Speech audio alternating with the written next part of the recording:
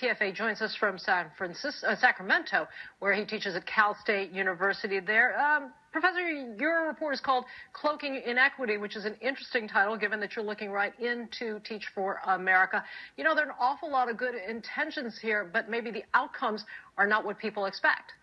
Well, this is an important question because a lot of times Teach for America will say that they have positive effects. Let me be the stats professor just for a moment. Yes, they have an effect of 0.07, which is very small. We know that class size reduction, 400% more effective. We know that pre-K is 1,400% more effective than Teach for America in terms of improving student outcomes. So I think that's important to say that, yes, Teach for America has a positive outcome, but it's quite minuscule compared to other reforms out there that we know are gold standards. One of the things that the young woman in that report said really struck me. She said that they don't teach middle-class college graduates about how to deal with the cultures, the communities that they're going into to work with these kids.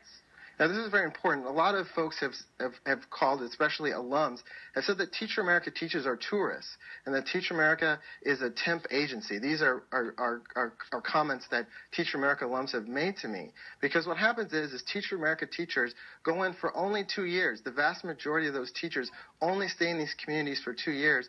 They build their resume and they parachute out, which is really disconcerting for the communities because we used to call that discrimination, sending uncertified, unprepared teachers to teach poor children, but somehow Teach for America has changed the narrative to call that approach civil rights.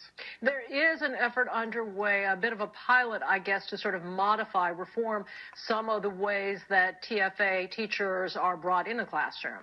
Sure. I think that there's several things that Teach America could do that would address some of the critiques.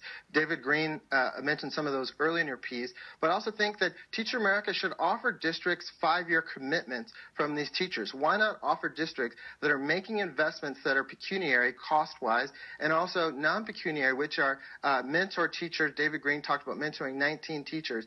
If we have a longer time frame to have these teachers in the schools, that makes a lot more sense cost-wise and time-wise in terms of investing in this approach. I know Teach for America has also sought to have longer training. They've done this for a small sample, but why not do that longer training period of 1 year for all their core members? Why only just a few? Yeah, an important point that was made there by the veteran teacher we heard from. Takes more than walking into a room and caring to make a difference here. Julian Vasquez Heilig is professor of educational leadership and policy studies at Cal State University, Sacramento. Thanks very much. Thanks for having me.